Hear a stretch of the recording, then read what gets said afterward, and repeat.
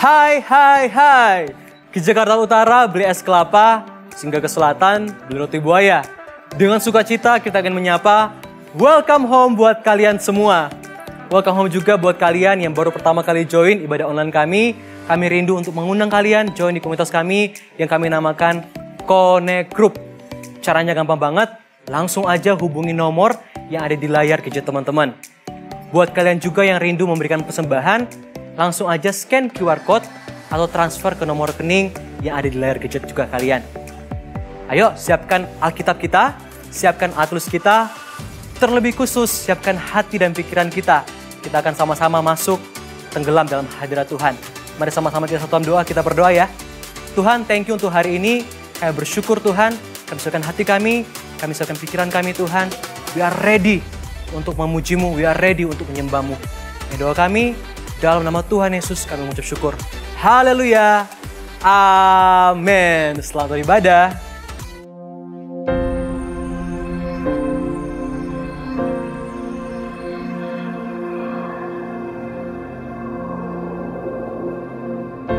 Orang yang suka memuji akan kuat roh doanya. Orang yang berdoa pasti berakhir memuji. Karena Allah bertata di atas pujian. Siapa memuji, Allah mengatasi hidupnya.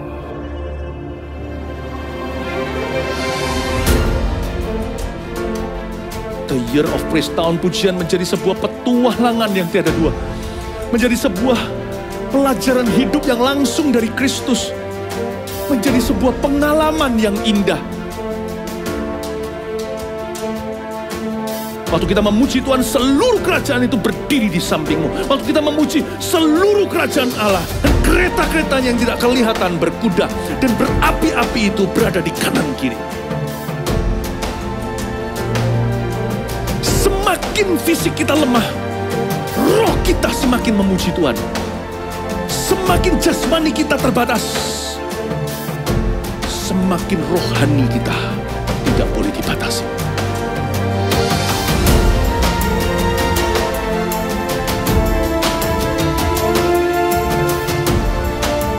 Welcome to the Year of Praise and Provision. Mari kita mengizinkan Tuhan merajut rancangan yang belum pernah kita bayangkan.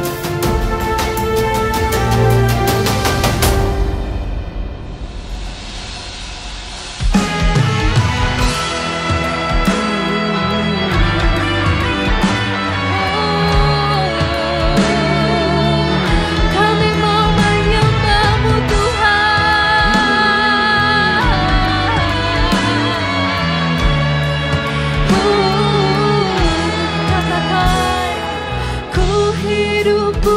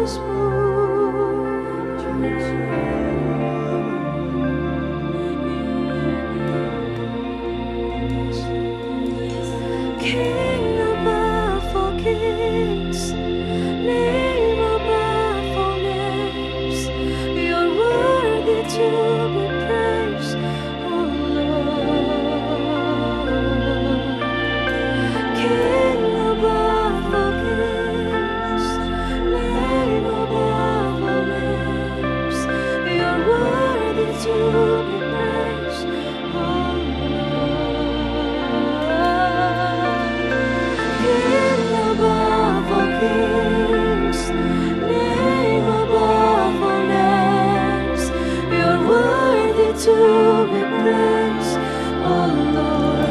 This is our heart, Lord. King above all kings, name above all names. You're worthy to be praised, oh Lord. King above all kings, name above all names. You're worthy to be praised. You are worthy. King above all kings, name above all names. You're worthy to be praised, oh Lord. King above all kings, name above all names. You're worthy to be praised, oh Lord. King above all kings, and name above all names. You're worthy to be praised, oh Lord. King above all kings, name above all names. You're worthy to be praised, oh Lord. King above all kings, yes you are, oh Lord. Yes you are, oh Lord.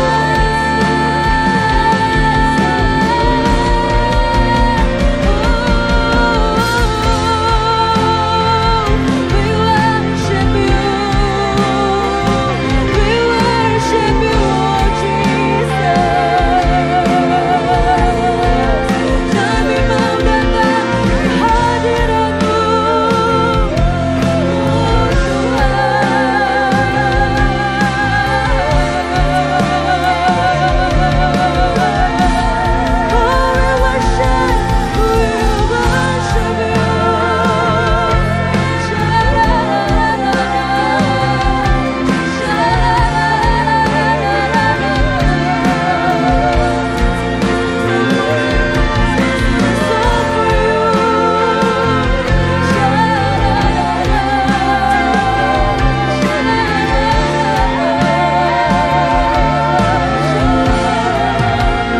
This is all for you, Lord. This is all for you, Lord.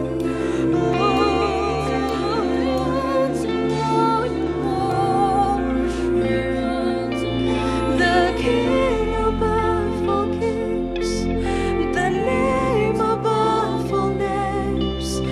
You're worthy to be praised, oh Lord. The King above all kings, the name above all names. You're worthy to be praised, oh Lord.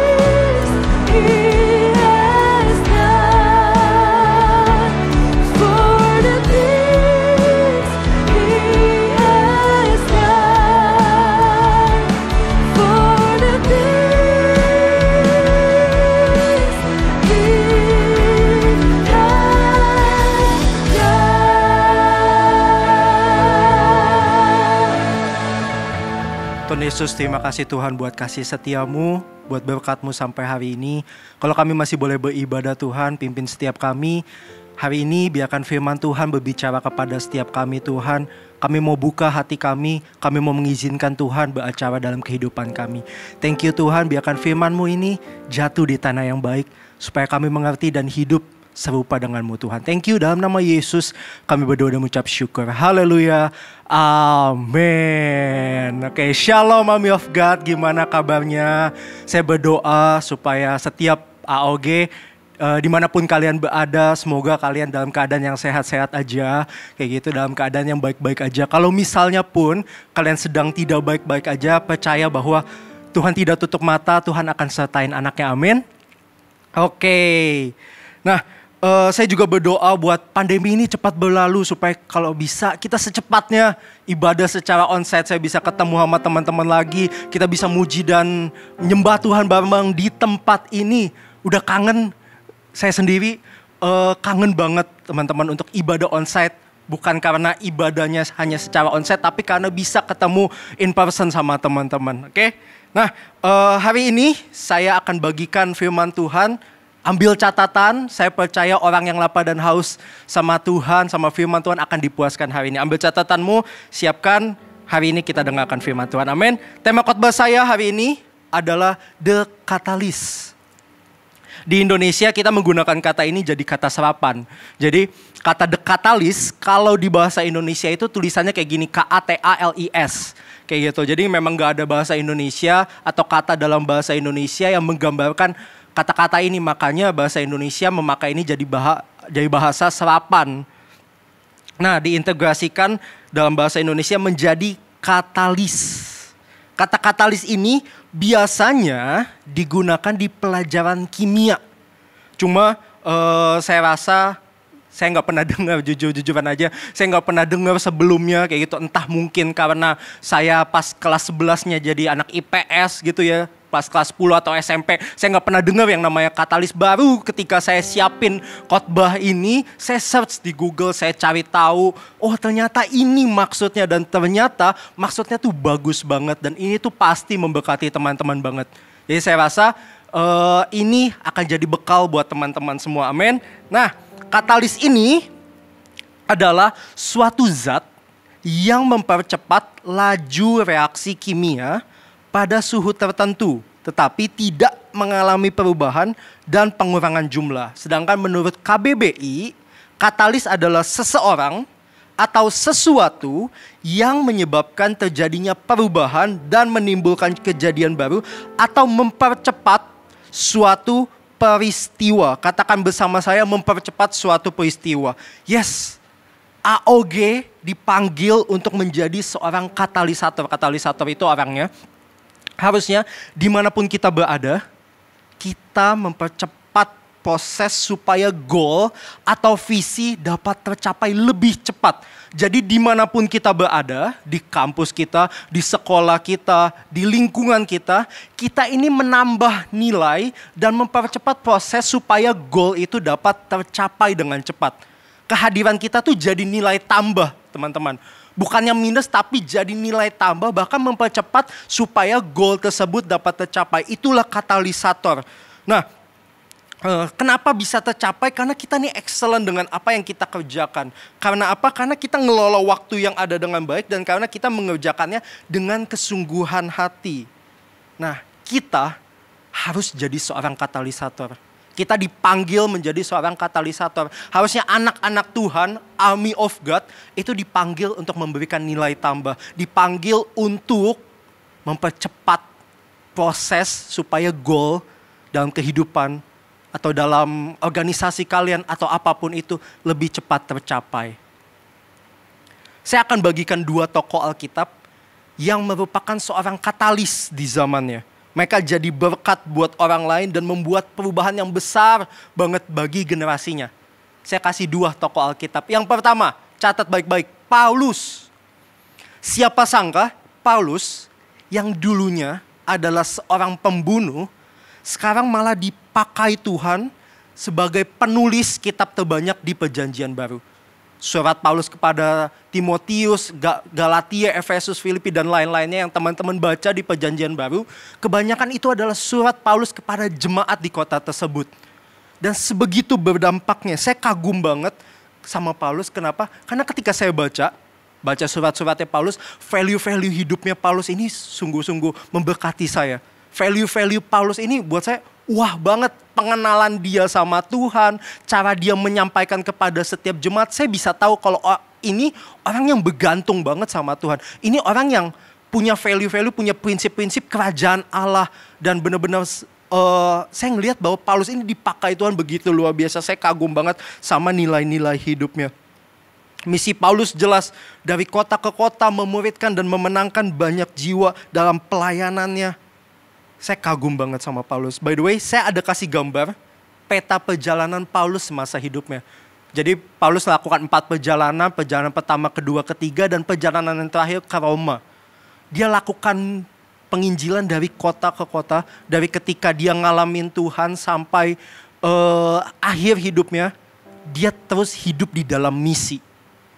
Dia masuk ke dalam satu kota, dia nginjil, dia memuridkan, dia kasih value. Dia kasih kesaksian tentang bagaimana dia berjumpa sama Tuhan. Dia sebegitu berdampak dari kota ke kota. Nah, dalam buku Redating the New Testament oleh John Arthur Thomas Robinson, sejak pertobatannya, jadi sejak pertobatan Paulus sampai ia mati di Roma, Paulus melakukan pelayanan kurang lebih 30 tahun. Jadi dari tahun 34 Masehi sampai tahun 64 dan sudah menginjil ke 27 kota. Dan kalau misalnya kalau kalian lihat di peta tersebut ada 27 kota dan ada nomor-nomornya. Nah, kabar baiknya setiap kita punya kesempatan yang sama yang dimiliki oleh Paulus. Paulus punya goal, waktu itu dia punya goal yang salah di hidupnya sampai ia berjumpa sama Tuhan. Sewaktu ia berjumpa dengan Tuhan, dia memberikan yang terbaik. Bahkan seluruh hidupnya buat Tuhan. Waktu saya ngomong seluruh hidupnya bukan berarti oke, kalian harus jadi full time, enggak harus ya. Maksudnya setiap orang punya panggilan yang berbeda-beda. Kita bisa jadi katalis dimanapun Tuhan tempatkan kita. Di sekolah kita, di kampusnya kita, di tempat kerjanya kita. Dimanapun Tuhan tempatkan, kita bisa dan sangat bisa dipakai oleh Tuhan di tempat kita berada. Ya, Paulus karena memang panggilannya adalah menjadi rasul Tuhan. Dia masuk ke dalam kota-kota dan melakukan misinya. Hidupnya berbuah karena apa? Ini yang bisa kita tiru. Memberikan yang terbaik buat Tuhan. Karena Paulus memberikan bukan yang setengah-setengah, tapi yang terbaik buat Tuhan. Pertanyaannya, yang saya akan lontarkan buat teman-teman. Apakah kita sudah memberikan yang terbaik buat Tuhan? Kalau Paulus nggak setengah-setengah. Ketika dia berjumpa sama Tuhan, dia masuk ke kota-kota yang ada 30 tahun. Dia nggak pernah berhenti, bahkan setia melakukan bagian-bagiannya. Walaupun dia ngadepin tantangan, walaupun dia ngadepin yang, wah tantangannya besar banget teman-teman. Nggak mudah jadi Paulus ketika dia nginjil ke satu kota ke kota lain. Karena Paulus ini dipanggil untuk bangsa non-Yahudi. Dia dari Israel, dia harus masuk ke kota-kota yang non-Yahudi. Dan itu besar banget. Dia dapat visi dari Tuhan dan dia hidupi itu. Nah, tantangan justru bukan penghalang buat Paulus dalam berbuah. Kita baca ya, kita coba baca ya tantangan Paulus tuh kayak gimana. Di 2 Korintus 11 ayat 23 sampai 28. Saya akan bacakan buat teman-teman. 2 Korintus 11 ayat 23 sampai 28. Apakah mereka pelayan Kristus? Aku berkata seperti orang gila, aku lebih lagi. Aku lebih banyak berjeri lelah, lebih sering di dalam penjara, didera di luar batas, kerap kali dalam bahaya maut. 5 kali aku disesah orang Yahudi setiap 40 kurang 1 pukulan. 3 kali aku didera, 1 kali aku dilempari batu, 3 kali mengalami karam kapal. Sehari semalam aku terkatung-katung di tengah laut. Dalam perjalananku, aku sering diancam bahaya banjir dan bahaya penyamun. Bahaya dari pihak orang-orang Yahudi dan dari pihak orang-orang bukan Yahudi. Bahaya di kota, bahaya di padang gurun, bahaya di tengah laut, dan bahaya dari pihak saudara-saudara palsu. Aku banyak berjeri lelah dan bekerja berat. Kerap kali aku tidak tidur, aku lapar dan dahaga. Kerap kali aku berpuasa kedinginan dan tanpa pakaian dan dengan tidak menyebut banyak hal lain lagi. Urusanku sehari-hari yaitu untuk memelihara semua jemaat-jemaat. Paulus nggak tulis ini untuk mengasihani dirinya sendiri. Paulus bukan bilang, aduh aku begini. No, enggak. Justru 2 Korintus ini ditulis sebagai pesan pengembalaan untuk apa? Untuk bertahan di tengah penderitaan. Sekalipun Paulus ngalamin kelaparan, tadi saya bacakan apa aja penderitaan Paulus tetap setia kasih yang terbaik. Paulus tetap bertahan sampai kesudahannya. Yang dialamin Paulus nggak mudah. Tadi kalau saya pikirin ini untuk batas manusia, Paulus nggak mati-mati. Kayak gitu, wah terkatung-katung di laut seharian, dilemparin batu. Buat saya kagum banget sama seorang Paulus.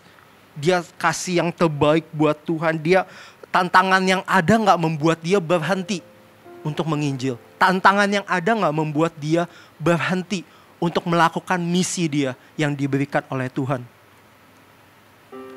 Saya kagum banget sama Paulus, sama kekuatannya, sama keteguhannya. Bagaimana cara dia bertahan di tengah penderitaan. Ketika saya baca ini, saya ngelihat sebuah pesan dari Paulus. Bahwa gak mudah jadi pengikut Tuhan. Tapi ketika saya lihat Paulus, saya tahu apa yang dikejar sama Paulus itu layak untuk diperjuangkan. Injil itu layak untuk diperjuangkan.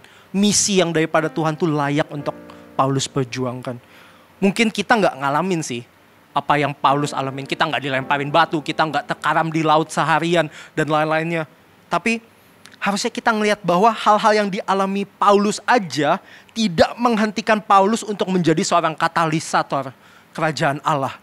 Harusnya hal-hal dalam hidupmu tidak menghentikan kamu juga untuk menjadi seorang katalisator. Amin. Belajar sesuatu dari hidup Paulus. Tokoh yang kedua. Tadi Paulus, yang kedua yang saya kagumi juga, Yesus namanya. Yesus berusia 30 tahun saat ia memulai pelayanannya. Nah, pelayanan Yesus dilakukan berapa lama? 3,5 tahun. Tapi dalam 3,5 tahun, dampaknya sampai hari ini masih kita rasakan.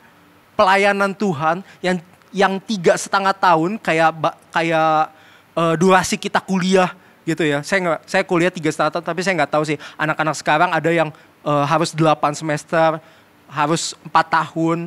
Nah, 3,5 tahun Yesus melayani Bapaknya, melakukan misi dari Bapaknya dan berdampak sampai hari ini. Saya kagum banget, bahkan sejarah mencatat sebelum Masehi dan Masehi itu ditandai dengan kelahiran Yesus, kelahiran Tuhan kita.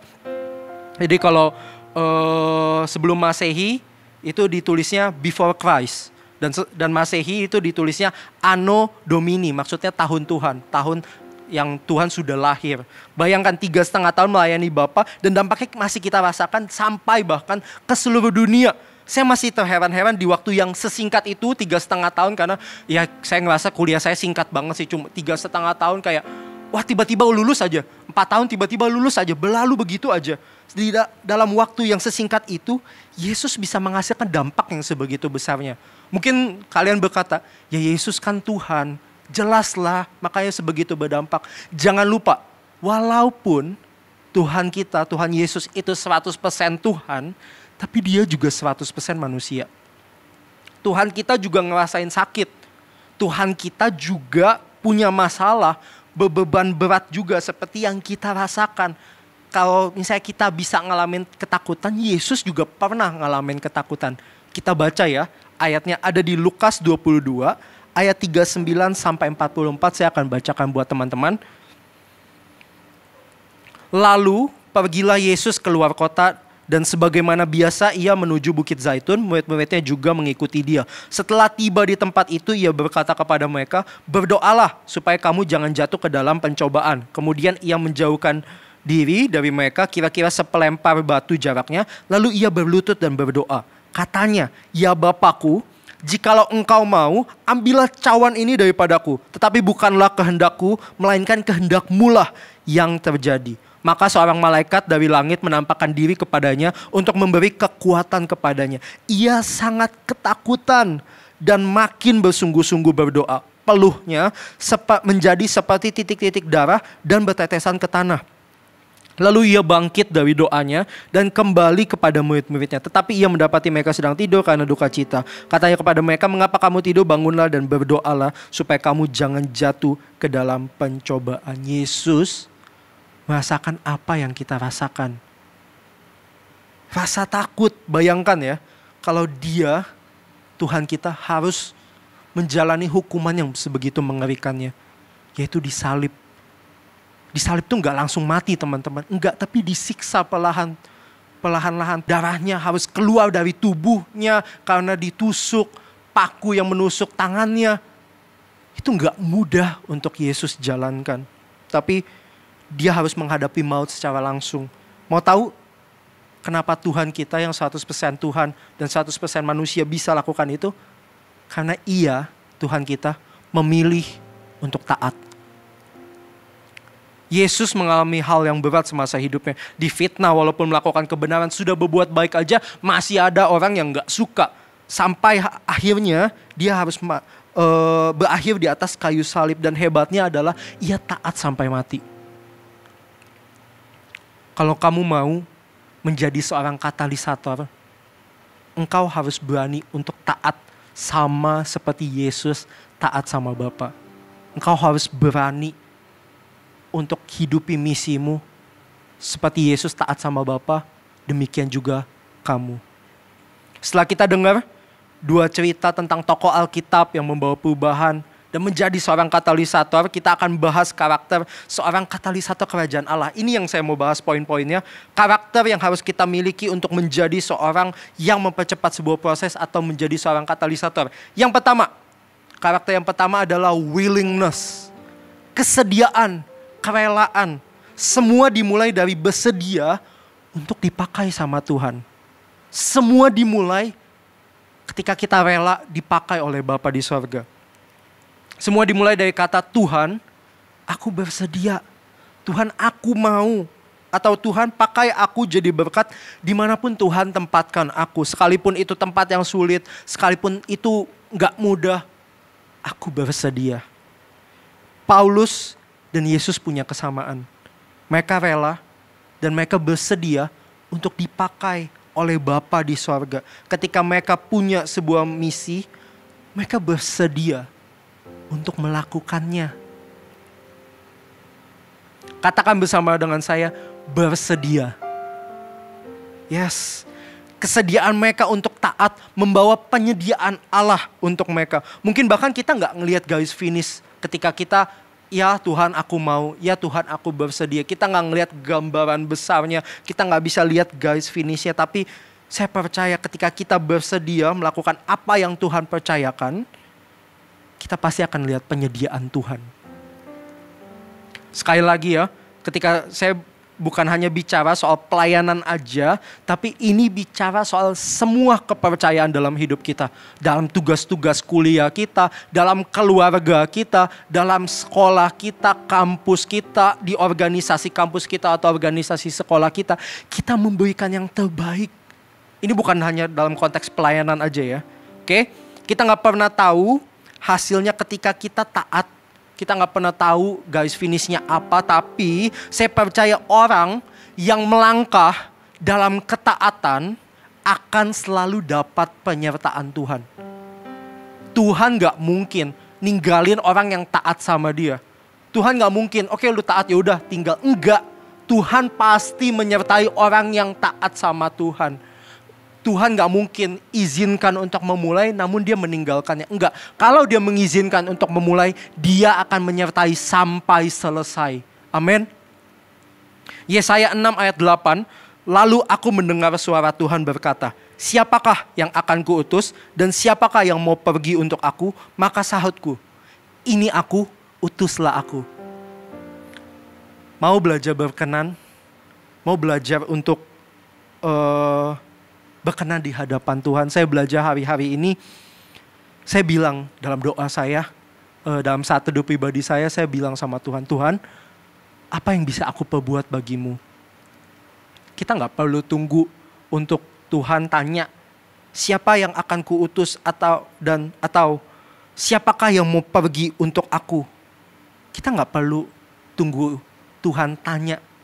Mulailah tanya Tuhan terlebih dahulu. Tuhan, apa yang bisa aku perbuat bagimu? Tuhan, hari ini apa yang bisa aku lakukan bagimu Tuhan? Ya, saya yakin kalau kita lakukan ini, kita setia tanya sama Tuhan, Tuhan apa yang aku bisa lakukan bagimu? Saya yakin orang yang seperti ini gak akan kelewatan pemakaian Tuhan. Kenapa?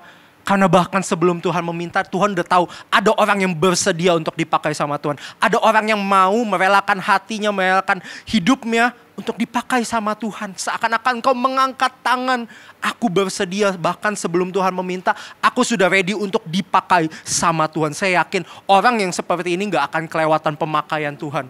Gak akan terlewat dalam kerajaan sorga. Hal yang sama kita lakukan di kehidupan sehari-hari kita. Kalau misalnya kita udah dengan tanggung jawab kita udah selesai dan masih punya waktu, sangat boleh untuk engkau tanya, untuk kamu tuh tanya ke orang tua, ke keluarga kamu atau ke rekan, teman dan lain-lain, apa yang bisa aku perbuat bagimu?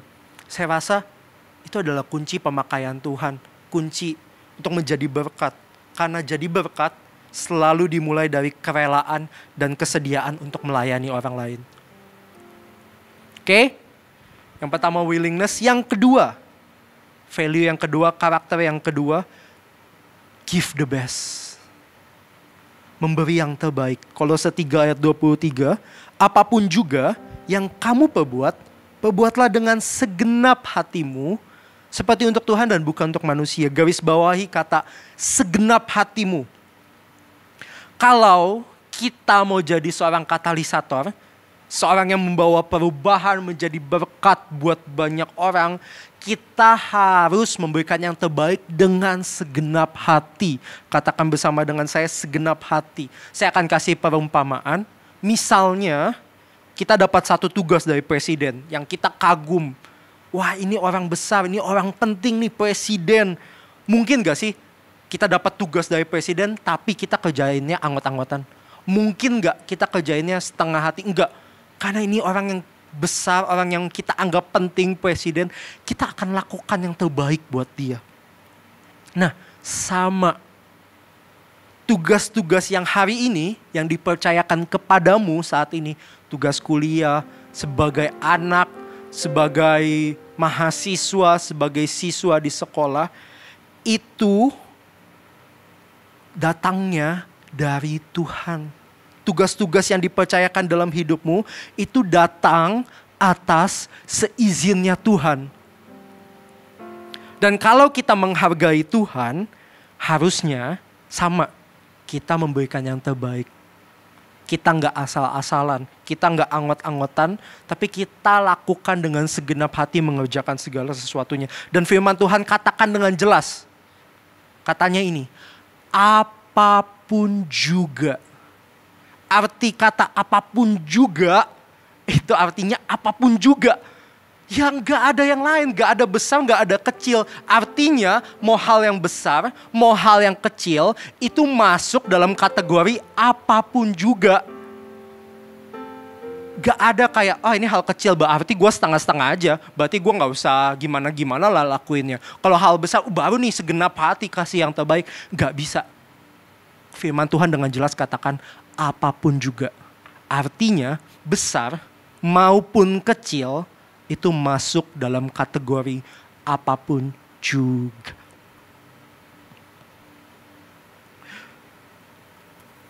Pertanyaannya kepada kita, sudahkah kita memberikan yang terbaik di segala aspek yang Tuhan berikan? Kau perlu tanya sama dirimu, apakah aku sudah memberikan dengan segenap hati apa yang Tuhan percayakan kepadaku? Saya sendiri bercermin dan tanya sama Tuhan. Tuhan, Ajun ini udah kasih yang terbaik belum ya buat Tuhan? Ajun ini udah kasih yang Ajun maksimal belum ya? Saya ini Tanya sama Tuhan, ada gak sih area-area yang Ajun anggap bukan hal penting atau gak perlu maksimal? Kalau iya, hari ini saya mau bertobat. Hari ini Ajun mau bertobat Tuhan. Dan kalau kamu tanya kepada dirimu sendiri dan jawabannya adalah iya, ayo kita bertobat dan belajar kasih yang terbaik lagi buat Tuhan kita. Ingat, apapun juga yang kamu perbuat, perbuatlah dengan segenap hatimu seperti untuk Tuhan dan bukan manusia. Amin. Yang ketiga, komitmen. Kalau tadi di poin pertama saya adalah kerelaan untuk memulai, poin saya yang ketiga ini adalah komitmen. Percuma engkau memulai dengan kerelaan hati tapi tidak menyelesaikan sampai selesai. Percuma engkau memulai dengan kuat tapi berhenti di tengah jalan. Seorang katalisator tidak hanya memulai dengan kerelaan hati, tapi juga berkomitmen sampai selesai. Kita tidak dipanggil jadi orang yang ugal-ugalan, jadi orang yang asal-asalan ngerjain sesuatu. Kalau capek ya berhenti, kalau ada masalah, aduh terlalu besar masalahnya, stop deh, nggak lanjutin deh. Kita dipanggil untuk jadi katalisator, dan katalisator itu adalah orang yang berkomitmen. Kalau saya simpulkan ya, komitmen adalah keputusan untuk menyelesaikan apa yang sudah dimulai. Saya ulang ya, komitmen adalah keputusan untuk menyelesaikan apa yang sudah dimulai. Karena komitmenlah Nuh menyelesaikan bahtera, walaupun orang-orang di sekitar Nuh menghujat, tapi Nuh tetap menyelesaikan. Karena komitmenlah Musa tidak menyerah terhadap bangsa Israel yang bebal, yang bersungut-sungut itu. Dan karena komitmenlah Yesus sampai menyerahkan nyawanya di atas kayu salib. Karena komitmenlah mereka melakukan itu. Dan army of God harus jadi orang yang berkomitmen. Dan bukan jadi orang-orang yang gampangan. Kita ini menghadapi masalah, bukan lari dari masalah. Kita menjadi bagian dari solusi, bukan tidak berpartisipasi. Seorang prajurit itu nggak lari dari peperangan. Pilihannya itu cuma dua. Pilihannya dia akan memenangkan peperangan atau dia akan mati terhormat. Tapi yang jelas prajurit tidak lari dari pertandingan. Prajurit tidak lari dari peperangan. Seharusnya kita belajar dari komitmen seorang prajurit ini. Sekalipun kalah, mereka kalah sebagai seseorang yang sudah berjuang. Bukan seseorang yang lari dari peperangan. Dan kita, army of God, prajuritnya Tuhan, prajuritnya Allah, harusnya punya respon yang sama. Kita tidak lari dari masalah. Kita menghadapi masalah. 2 Timotius 4 ayat 7. Ini surat Paulus yang terakhir pada Timotius. Katanya begini, 2 Timotius 4 ayat 7. Aku telah mengakhiri pertandingan yang baik. Aku telah mencapai garis akhir dan aku telah memelihara iman. Seperti yang saya katakan tadi, surat ini adalah surat terakhirnya Paulus sebelum ia mati dieksekusi di Roma. Dia memberikan surat terakhirnya kepada anak rohaninya, yaitu Timotius. Kalau kita baca kitab 2 Timotius ini rasanya sedih banget, teman-teman. Kenapa? Karena ini seumpama pesan terakhir dari seorang bapak rohani kepada anak rohani. Dan karena Paulus ini udah tahu, dia udah punya firasat kalau dia akan mati di sana, dia akan dieksekusi mati di sana. Rasanya dia udah punya firasat lah. Dan dia menuliskan ini, 2 Timotius ini untuk memberi teladan kepada Timotius. Dan saya rasa surat yang sama ini memberi teladan kepada kita semua. Bahwa seperti ini, Paulus berkata seperti ini. Aku telah menyelesaikan pertandinganku, sekarang bagianmu. Selesaikan pertandinganmu dengan baik dan berkomitmenlah untuk tetap setia sampai garis akhir. Seumpama Paulus ngomong seperti itu ke Timotius, ingat bahwa hidup ini itu tuh bukan sprint, bukan cepet-cepetan, bukan. Mungkin engkau mau cepat lulus aja, cepat kaya, cepat nikah gitu ya. Pengen cepet semua yang instan lah. Tapi ingat, hidup ini bukan sprint. Hidup ini seperti maraton. Ini bukan tentang cepat-cepatan, tapi tentang jaga staminamu sampai akhir garis finish. Jaga hidupmu sampai nanti Tuhan panggil engkau. Atau kedatangan Tuhan yang kedua kalinya. Mumpung kita masih muda, kita harus ngerti tentang hal ini. Kita maintain hidup kita dan setialah sampai garis akhir. Amin. Belajar sesuatu, yang belajar sesuatu bolehkah lambaikan tangan? Ya saya percaya dimanapun kalian berada, kalian juga melambaikan tangan, amin. 3 poin apa aja tadi? Willingness, give the best, dan commitment. Kalau tadi kita udah belajar willingness, bersedia untuk dipakai Tuhan, give the best, memberikan yang terbaik buat Tuhan, dan komitmen untuk menyelesaikan apa yang sudah dimulai. Itu adalah karakter atau orang atau sifat yang harus dipunyai oleh katalisator. Nah, ternyata katalisator ini punya kebalikannya. Jadi katalisator itu orang yang mempercepat sebuah proses atau kegerakan. Nah, kebalikannya namanya inhibitor. Itu adalah orang atau sesuatu yang memperlambat sebuah proses. Jadi, katalisator ini punya antonim, yaitu inhibitor ini. Pertanyaannya, apakah kita jadi seorang katalisator atau seorang inhibitor? Dan apa aja kita akan belajar, apa aja yang memperlambat proses kita untuk dipakai sama Tuhan. Kalau tadi kita belajar tentang 3 hal yang perlu kita punya sebagai katalisator, sekarang kita akan belajar apa aja hal yang memperlambat pemakaian Tuhan atau inhibitor dalam kehidupan kita. Oke, yang pertama, catat kemalasan. Kemalasan ini adalah dosa dan ini akan memperlambat pemakaian Tuhan atas hidupmu. Kenapa? Orang yang malas cenderung nunda pekerjaan sampai akhirnya mengerjakan di saat-saat yang kepepet dan hasilnya kita tahu gak maksimal. Orang yang malas gak pernah memberikan yang terbaik. Orang yang malas tidak pernah memaksimalkan potensi apa yang ada dalam hidupnya. Karena apa? Karena ia terlalu malas untuk mencoba. Karena apa? Karena dia terlalu malas untuk eksplorasi hidupnya. Kalau saya ingat kemalasan ini, saya ingat perumpamaan tentang talenta. Tahu ya, ada hamba yang dapat 1, 4, dan 5. Yang 4 dan 5 mengerjakannya buat tuannya. Dan yang 1 malah memilih untuk menyimpannya. Dia gak mau mencoba untuk melipat gandakan talenta yang diberikan sama tuannya. Tapi dia simpen. Dia gak mau kerjakan itu. Ketika tuannya datang meminta pertanggungjawaban, ini cuma 1. Dan apa kata tuannya? Hai hambaku yang jahat dan malas. Kemalasan ini gak berkenan di hadapan Tuhan. Orang yang malas gak bisa dipakai sama Tuhan. Kenapa? Karena ia gak pernah memberikan yang terbaik. Orang yang malas gak pernah berkomitmen untuk menyelesaikan pertandingannya sampai selesai. Dia memilih, yaudah seenaknya aja kerjakan. Memilih seenaknya aja dibandingkan harus taat. Lebih memilih, oke, gue ikutin diri gue sendiri aja. Karena diri gue sendiri pasti memilih yang gampang. Pernahkah kalian bekerja dengan orang yang malas? Pernah? Orang yang gak mau terlibat, orang yang gak bisa diajak kerja sama. Gimana rasanya?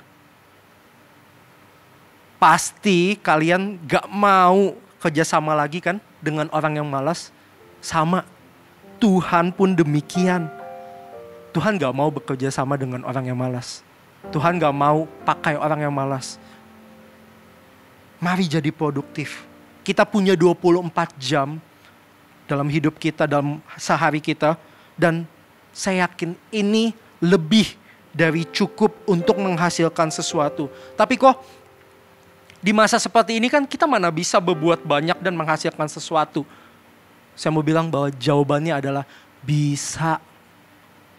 Sebenarnya ada sangat banyak opsi selain main HP, selain nonton, selain rebahan, dan buka sosial media. Masih sangat banyak opsi untuk kita lakukan. Jangan jadikan kalau kita di rumah aja sebagai alasan untuk tidak menghasilkan sesuatu.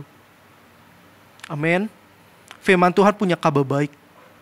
Di Titus 2 ayat 14, yang telah menyerahkan dirinya bagi kita untuk membebaskan kita dari segala kejahatan dan untuk menguduskan bagi dirinya suatu umat kepunyaannya sendiri yang rajin berbuat baik.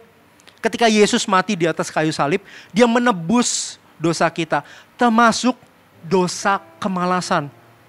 Jadi dosa kemalasan juga ditebus oleh Tuhan. Dan Roh Kudus yang ada di dalam diri kita ternyata punya DNA untuk rajin berbuat kebaikan. Punya DNA, punya sifat untuk rajin berbuat hal-hal yang baik. Tuhan kita ini adalah kasih dan penuh dengan kebaikan. Dan karena roh yang sama ada di dalam diri kita saat ini, roh Tuhan yang sama, kita pun juga punya kerinduan untuk berbuat kebaikan. Sama seperti yang Tuhan kita lakukan. Tapi pertanyaannya, kalau engkau masih hidup dengan malas-malasan sesudah menerima Tuhan, artinya kita perlu cek kembali hidup kita dan perlu cek kembali apa aja keputusan-keputusan yang kita ambil itu. Kalau misalnya kita masih hidup dalam kemalasan, perlu kita cek dan pikirkan kembali apa aja yang sudah aku lalui, apa aja yang sudah aku lakukan di hari ini. Kau bisa tanya sama dirimu. Ya, kemalasan ini menjadi penghambat, memperlambat kegerakan. Jangan jadi orang yang pemalas. Army of God dipanggil untuk jadi orang yang work hard, bekerja keras, rajin, tekun melakukan apa yang Tuhan percayakan di kampusmu, di kuliahmu, sekolahmu, dimanapun kau berada. Amin. Yang terakhir, poin yang terakhir. Kalau tadi yang pertama kemalasan, yang kedua gambar diri yang salah. Poin yang kedua, gambar diri yang salah, ternyata memperlambat kegerakan yang ada. Pernah ya ketemu sama orang minder yang gak mau melangkah karena dia nganggap dirinya gak mampu dan gak bisa. Pernah ya? Seringkali saya ketemu sama orang yang gak berani ambil keputusan, gak berani melangkah karena dia ngerasa, aku gak mampu buat lakukannya. Aku ini bukan tipe pemimpin, jangan minta aku. Aku ini gak pandai untuk ngomong di depan umum. Misalnya diminta presentasi, aku gak bisa kok. Aku ini tipe yang di belakang komputer, aku gak bisa berbicara. Atau, aku gak bisa main musik. Sebelum mencoba aja engkau udah bilang gak bisa. Maka terjadilah sesuai perkataanmu. Jangan punya mindset yang salah, jangan punya gambaran diri yang salah. Cara kita memandang terhadap diri kita sendiri ternyata sebegitu pentingnya, teman-teman. Iblis tahu pentingnya hal ini. Makanya dia mencoba mengintimidasi dan menahan kita untuk jadi berkat. Karena dia tahu ketika kita taat walaupun dalam kekurangan kita tapi kita mencoba, ternyata kita bisa jadi berkat. Dan iblis tahu akan hal itu, that's why dia akan selalu mengintimidasimu supaya engkau gak jadi berkat. Saya pernah dalam satu titik, saya ini takut berkhotbah. Saya pernah satu titik, takut untuk sharing. Takut untuk bagikan firman Tuhan. Mau tahu gak kenapa? Karena saya ini cadel. Karena saya ini gak bisa berkata-kata yang jelas. Saya ini takut kalau misalnya saya ngomong yang ada huruf itu, saya akan ditertawakan, saya akan diketawain, malu sayanya, saya jadi takut. Ternyata saat itu rasa takut saya jadi lebih besar daripada keinginan saya buat jadi berkat. Saya ini jadi minder, jadi kepikiran, saya punya gambar diri yang salah. Untungnya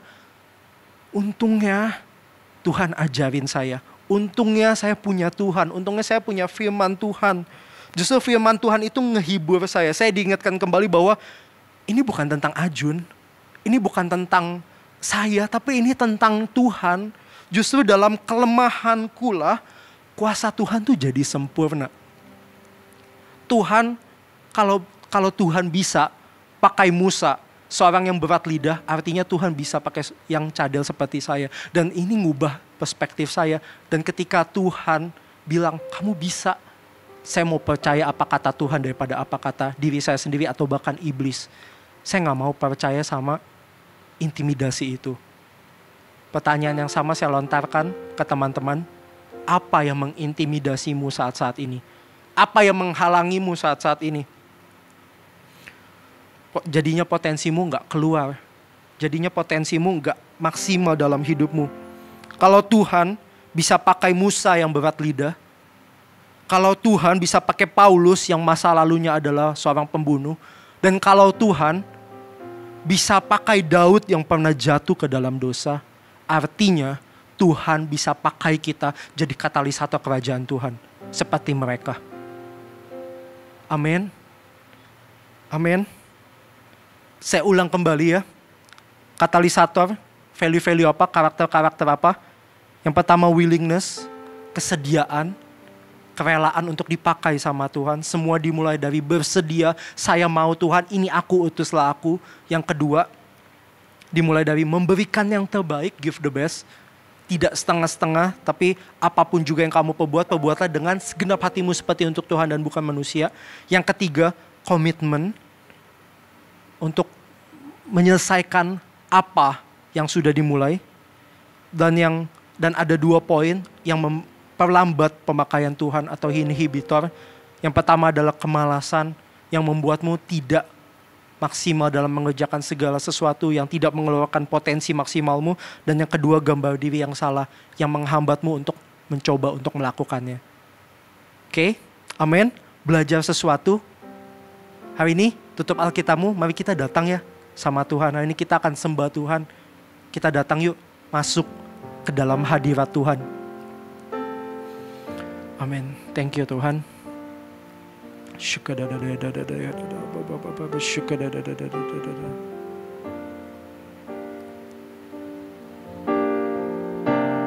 Takkan pernah ku bawa selain yang terbaik, yang harum dan sejati. Hari ini kami mau belajar kasih yang terbaik buat Tuhan. Hari ini kami tahu, kami mau belajar Tuhan, memberi yang terbaik, karena Engkau pantas dapat yang terbaik dari hidup kami Tuhan. Korban syukurku ini, amin, yang mengalir di hatiku sebagai penyembahanku. Katakan takkan pernah, takkan pernah ku bawa selain yang terbaik, yang harum dan sejati di hadapan tatamu. Yesusku, terimalah korban syukurku ini, yang mengalir di hatiku sebagai penyembahanku. Hari ini saya mau tantang para Army of God.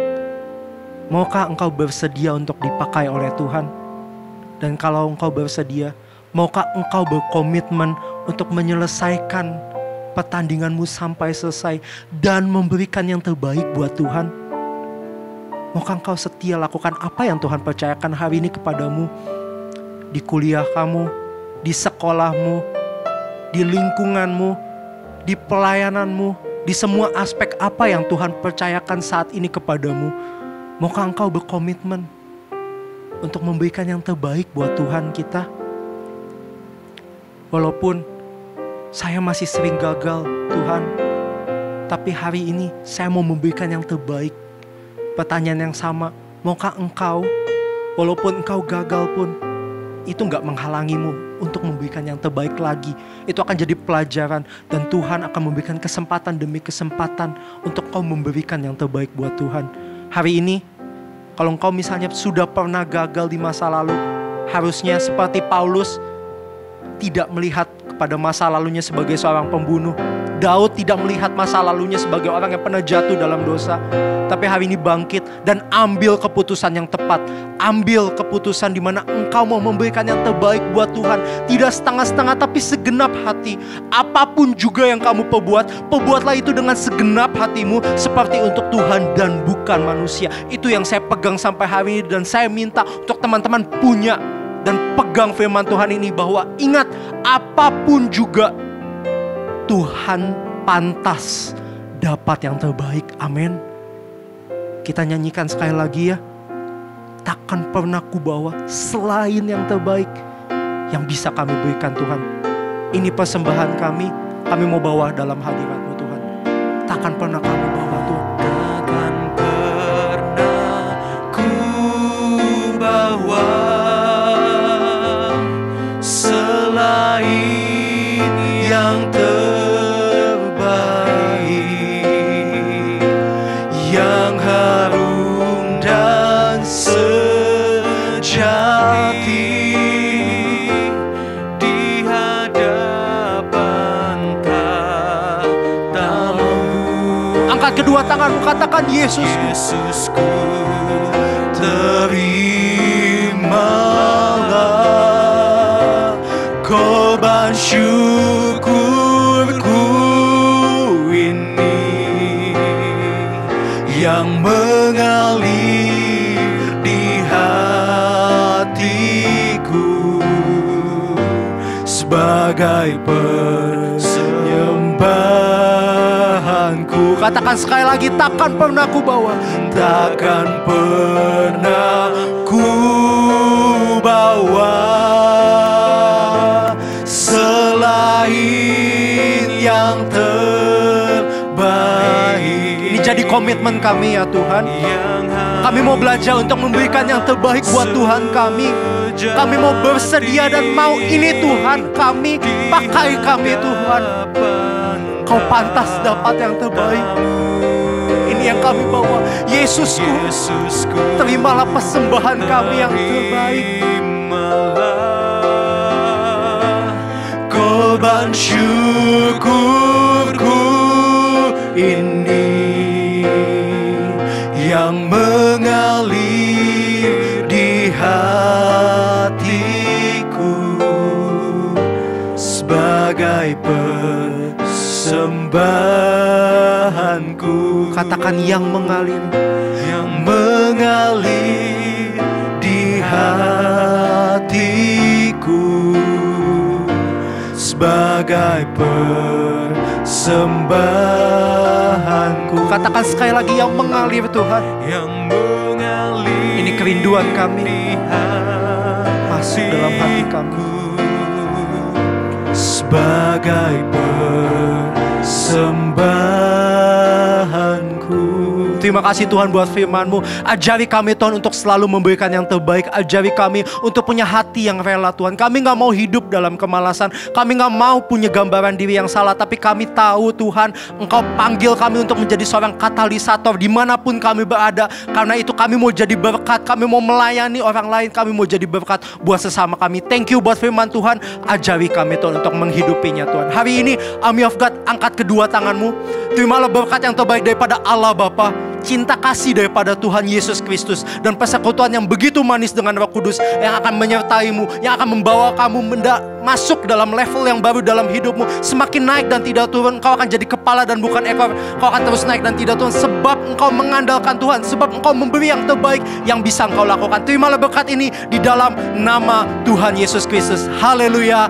Amin.